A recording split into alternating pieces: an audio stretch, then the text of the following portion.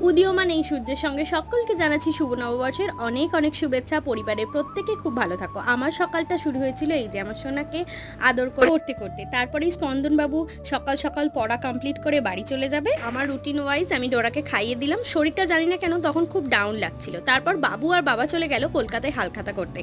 ফিরবে bag bag মিষ্টি নিয়ে। আজকের দিনটা আমাদের খুব মজা আনন্দ করে কাটে। মা কাকিমা মিলে দোকানের পুজোর জন্য, বাড়ির পুজো সব কিছুর জন্য জোগাড় করে ফেলেছিল। ওদের পুজো প্রায় শেষের পথে। আমি স্নান করে এসে মায়ের দেওয়া এই সুন্দর জামাটা পরে নিলাম, ভীষণ কমফোর্টেবল।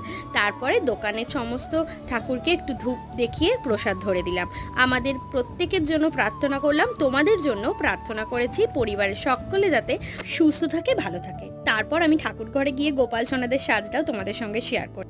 এদিকে দুপুর গড়িয়ে গেছে, মা কাকিমাও পয়লা দিনে পিতৃপুরুষের উদ্দেশ্যে ভাত জলে দেওয়ার নিয়মটাও সেরে ফেললো।